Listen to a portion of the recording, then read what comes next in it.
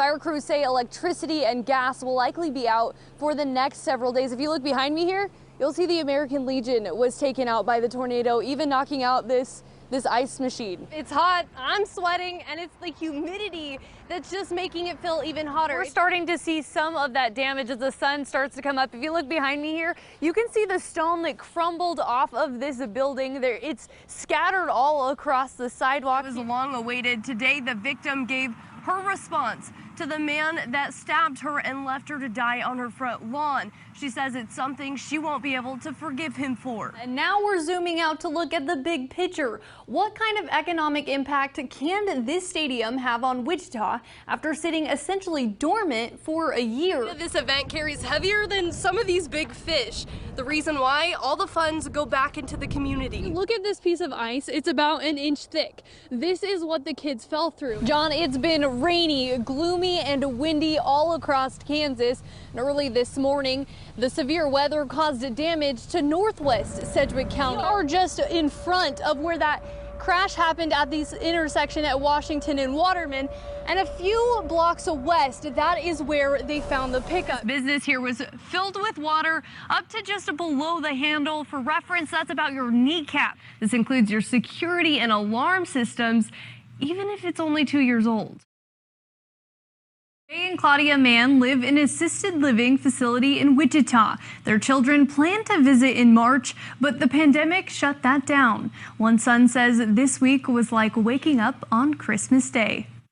Today is the first day I've touched my mom since February of 2020. It's like being a little kid and it's Christmas morning. Since March, the Presbyterian Manor has restricted visitors. As holidays went by, you would see them say it closed. Socially distanced celebrations were all that Jay and Claudia attended. But now, with 99% of the campus vaccinated, no words could make how happy we were over that. Restrictions have eased. It has been such a long time. The parents can finally hug their son and daughter-in-law. Oh, my Lord. You don't know what it means today. To this 94-year-old mother, I love you. 94-year-old father, to get to see their children and touch them and love them again like I did when they were born. And I am so happy. The year of waiting was long, but the son says he's thankful the wait was worth it. My big fear was that I'd never get to touch them again, alive. That they would get sick and die alone, and I would not be able to touch them again. So this is a big day. It is nothing but happy tears in the Mann family. This is the happiest day, I think, in my life. And gratitude for the precautions taken so they could get to enjoy this day. It just seems like the weight has been lifted. Jeff, we're talking about drones. The one here at Evergy, it's like the Tesla of drones, and it's reaching new heights, being able to detect issues before and after the lights go out. I'll go ahead and arm it. In just a few minutes, Taking off. this drone is up and soaring to electrifying levels. Quicker, a lot safer, and just a lot more efficient all around. This drone is piloting a faster response time for Evergy crews. When it comes to severe weather, If power's out, we're going to be flying, trying to restore power as quickly as possible. it allows crews to see what's going on instead of going in blind. Coordinator Mike Kelly says it shortens restoration efforts. Anytime that a storm runs through, it's ready to go. This drone also propels crews to get more done during routine maintenance. Kelly says traditionally it takes 1 day to inspect a substation, but now With the drone, we could do multiple subs within a day. a thermal sensor can find hot spots, detecting a possible line failure that could cause outages. We're really able to see from all different angles of what could be causing a potential issue. If a sensor trips and tells us that something's hotter than it should be, we can take a look. Safety is what got this drone program off the ground. Evergy is under a 3 to 4 year research program led by KDOT. It looks at merging technology into one system so drones can be out of the pilot's line of sight. If proven successful, Kelly says you might see a lot more of these. And now, like Evergy, other companies and universities are working with KDOT for this program. Here for you in Wichita, Hunter Funk, KSN News 3.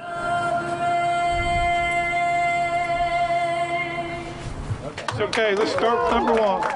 From big 42.5 to small, 3.5 the pounds. Shake and Showdown, a flathead catfish tournament, makes for a big weekend in Greenwood County. There it is. And while it's fun for the kids, Give it a kiss. or worth winning a few trophies, Says you tried. the weight of this event carries heavier than some of these big fish. The reason why, all the funds go back into the community. It started as a competition between some buddies. My fishing partner and our kids were talking smack, and we said, okay. And then, so once we'd done it, we're like, hey, man, we can put money back into our community from this. So that's what we started doing. 7.7. But now, in 10 years, the Greenwood County Wild Kansas Association has raised $12,000. The funds are split. Half goes towards a yearly scholarship for one high school student. It means a lot, and I plan to use it to pay for college. The other half goes towards a community disaster relief fund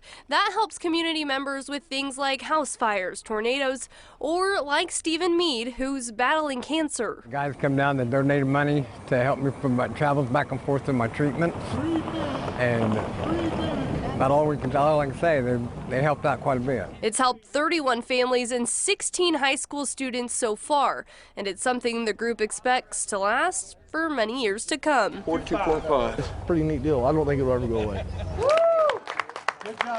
Musician Jeff Corbett has been in the sound, stage, and lighting rental business his entire life. But the pandemic has him turning in the guitars and big stages for drills and wires.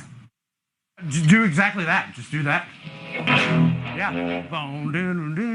From going on tour with big bands like Motorhead and Quiet Riot, to building stages for Riverfest and Wave. When the music stopped, Jeff Corbett needed a way to keep his business going. It's incredibly challenging to pay the bills. Now, Corbett is using what he knows to become a handyman. If the stage breaks, you learn how to weld. If your vehicle breaks down on the way to the gig, you turn into a mechanic. If the plumbing goes haywire in your shop, you learn how to be a plumber. He says it's about finding a new way to use old skills. Corbett's friend says he's showing people there are ways to adapt in tough situations. Everybody's kind of in the downfall right now in the music industry, but I feel like he had a really solid run, and he's going to continue making really solid runs. And while it's not a permanent gig, It ain't easy, and that's why they call it rock and roll. he says it's about changing the music so the finances can hit the right notes for now. Don't even worry about things getting back to normal anytime soon, because I'm able to do something else, and I'm okay with that. Now, Corbett says it's been one of the toughest years, but says he looks forward to creating a new passion in the meantime. Hunter Funk, KSN News 3. Day or night, trains cross this intersection frequently. But Saturday night, it was a crossing Nathan Schaefer says could have been fatal. His front tire was on like the second rail. Schaefer says he began filming thinking the driver would back up. But after a few seconds of no movement, that's when he got out of the car. He doesn't move, he just is sitting there. So I'm like, okay, we need to talk to this guy. I think it's gonna hit your car. Schaefer lifts the crossing arm and tells the driver to back up. He says just 2 seconds later, the train passes inches from the car. I didn't realize how close it was. You know, I heard the horn getting louder and more frequent. Schaefer says he's not sure why the driver did not move, but says someone needed to help him. For whatever reason he was on the tracks, somebody needed to, snap him out of it. I just am happy I could help the guy, because he probably has kids and a family that want him to get home. As soon as the train passed, the man drove away. Schaefer didn't get a chance to check on him. He says he hopes the driver sees this story so Schaefer can know if he's all right. I hope you're okay, brother, wherever you are.